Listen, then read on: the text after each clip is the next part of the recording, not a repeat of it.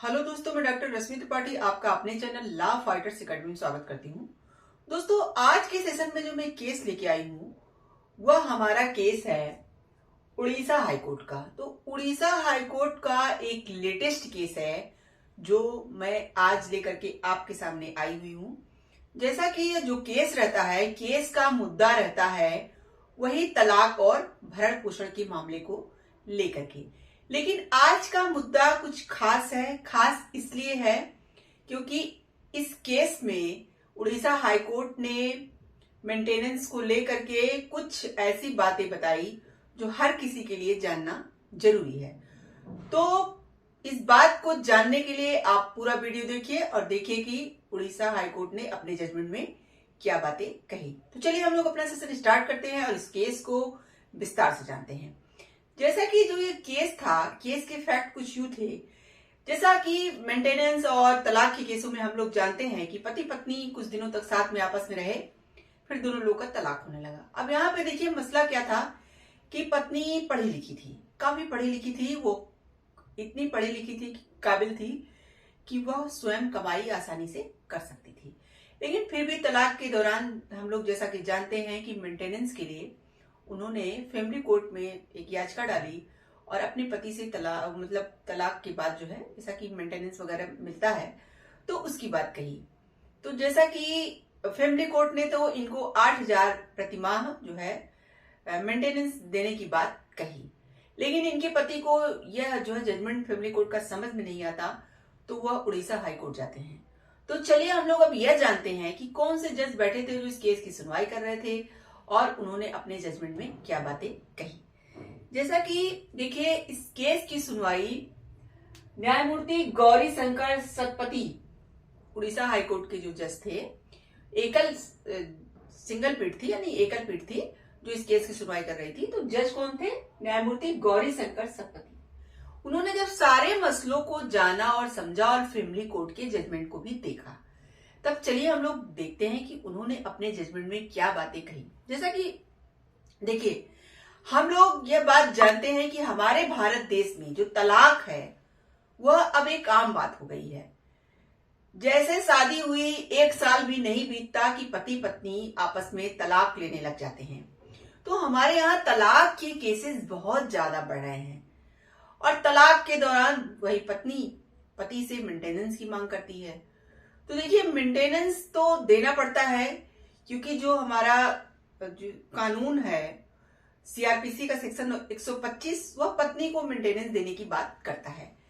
लेकिन आज के केस में थोड़ा सा यहाँ पे जो न्यायमूर्ति थे उन्होंने कुछ अहम बातें की। तो चलिए हम लोग देखें कि उन्होंने अपने जजमेंट में क्या बातें कही।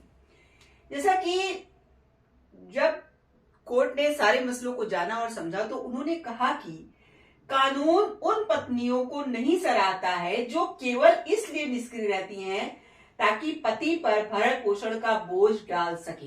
यहाँ पे देखिए जो वाइफ थी वो काफी पढ़ी लिखी थी और योग्य थी, वो काबिल थी कि वो खुद जॉब कर सकती थी। लेकिन यहाँ पे कानून यहाँ पे कोर्ट ने यही कहा कि कानून उन पत्नियों को नहीं सराहता जो केवल इसलिए निष्क्रिय रहती हैं ताकि पति पर भरण पोषण का बोझ डाल सके। यहाँ पे कोर्ट का ये कहना था कि पत्नी इतनी पढ़ी लिखी है फिर भी कोई नौकरी नहीं कर रही है और पति से भरण पोषण मांग रही है, तो कानून ऐसी पत्नियों को सराहता नहीं है, यहाँ पे कोर्ट ने कहा। आगे कोर्ट ने कहा वह अगर अच्छे और उच्च योग्यताएं रहते हुए काम करने का प्रयास नहीं करती है तो यह ठीक नहीं है। देखिए यहाँ पे कोर्ट ने कहा जैसा कि आज के समय में हम लोग जानते हैं कि महिलाएं जो है वो भी पढ़ी लिखी हैं।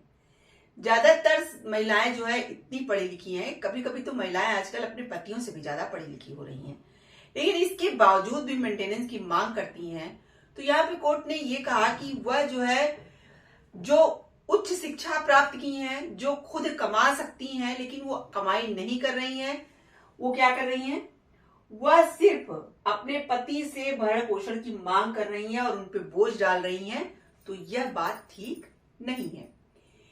यहाँ पे आगे कोर्ट ने कहा कि उच्च योग्यताएं और अच्छी पढ़ी लिखी महिलाएं हैं वह काम करने का प्रयास नहीं करती हैं, तो यह ठीक बात नहीं है। आगे कोर्ट ने कहा कि जो हमारा सीआरपीसी का सेक्शन 125 है के तहत विधायिका का उद्देश्य क्या है। देखिए कोर्ट ने यहाँ यह स्पष्ट किया कि सीआरपीसी का सेक्शन 125 हमारा जो है, जैसा कि हम लोग जानते हैं कि जो सीआरपीसी का सेक्शन 125 है वह पत्नी, बच्चों, बूढ़े माता पिता यानी जो असहाय माता पिता हैं उन सबको भरण पोषण की देने की बात करता है।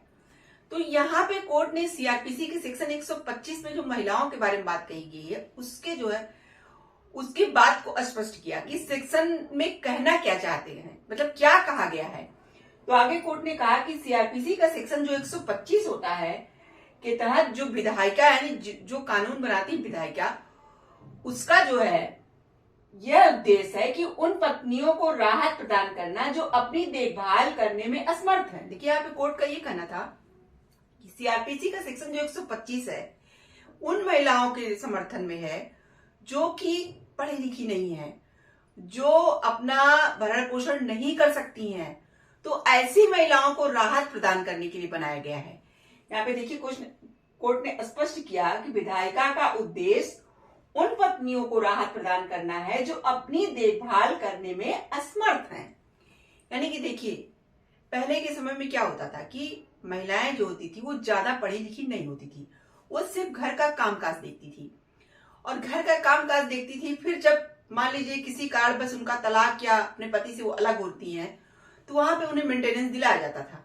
तो वहां पे उनके लिए जरूरी था क्योंकि वह अपना भरण पोषण करने में सक्षम नहीं है, तो उनके पति का यह कर्तव्य है कि वह उनका भरण पोषण करे, भले भी तलाक हो जा रहा है, वह उनके साथ नहीं रह रही है तब भी। तो आगे कोर्ट ने वही बात कही कि जो सीआरपीसी का सेक्शन 125 है उसका मूल उद्देश्य क्या है। उसका मूल उद्देश्य यही है कि उन पत्नियों को राहत प्रदान करना जो अपनी देखभाल करने में असमर्थ हैं। ऐसी पत्नियों को नहीं जो कि पढ़ी लिखी है, उस शिक्षा प्राप्त की है और फिर भी घर पे बैठ के अपने पतियों से भरण पोषण की मांग कर रही हैं। आगे कोर्ट ने कहा जो अपनी देखभाल करने में असमर्थ हैं उनके लिए यह सेक्शन बनाया गया है। आगे कोर्ट ने कहा कि जिनके पास अपनी जीविका के लिए पर्याप्त आय नहीं है, यानी कि कोर्ट का यहाँ कहना था कि जो अपना पालन पोषण, अपना भरण पोषण, अपनी जीविका चलाने के लिए मतलब सक्षम नहीं है, तो उन पत्नियों के लिए यह कानून सीआरपीसी का सेक्शन 125 बनाया गया है। कोर्ट ने जो यहाँ पे देखिए परिवार न्यायालय ने जो 8,000 रुपए प्रतिमाह पत्नी को देने के लिए कहा था, यहाँ पे उस राशि को कम कर दिया और 5,000 रुपए प्रतिमाह कर दिया। और देखिए यहाँ पे कोर्ट ने मेंटेनेंस देने को तो मना नहीं किया क्योंकि भाई ये महिलाओं का अधिकार है, महिलाओं को मेंटेनेंस मिलेगा, यह महिलाओं का अधिकार है। लेकिन यहाँ पे कोर्ट ने जो पढ़ी लिखी महिलाएं हैं उनको थोड़ा समझाने का प्रयास किया और कहा कि ऐसी महिलाओं को खुद से अपना कुछ काम करना चाहिए, क्यों किसी पे डिपेंड रहना। यहाँ पे कोर्ट का ये कहना था भाई क्यों किसी पे डिपेंड रहना, क्यों जो है भरण पोषण की मांग करना। लेकिन अगर इन्होंने मांग किया था तो कोर्ट ने यहाँ पे जो 8,000 राशि जो है फैमिली कोर्ट ने तय किया था उसको घटा करके 5,000 कर दिया। तो आगे कोर्ट ने मतलब इनके पति को पूरी तरह से तो राहत नहीं दिया, लेकिन हाँ इस राशि को कम कर दिया, 8,000 से 5,000 कर दिया। तो यह था उड़ीसा हाईकोर्ट का पूरा जजमेंट। देखिए जैसा कि हम लोग जानते हैं यह जो तलाक का मुद्दा है वह बहुत ही ज्यादा आम हो गया है। आए दिन पति पत्नी में लड़ाई झगड़े हो रहे हैं और बातें तलाक तक पहुंच जा रही हैं। ऐसा उड़ीसा राज्य में भी बहुत ज्यादा देखा जा रहा है कि तलाक के मुद्दे बहुत ज्यादा बढ़ रहे हैं। तो इस बात को देखते हुए उड़ीसा राज्य ने यहाँ पे 2025 को तलाक रोकथाम वर्ष के रूप में मनाने का जो है मनाने की बात मतलब यहाँ कही गई है कि उड़ीसा में 2025 को क्या मनाया जाएगा, तलाक रोकथाम वर्ष के रूप में मनाया जाएगा। तो उड़ीसा राज्य का यह एक प्रयास है कि तलाक जो इतना ज्यादा बढ़ रहे हैं उनको रोका जाए। तो ये था आज का पूरा जजमेंट।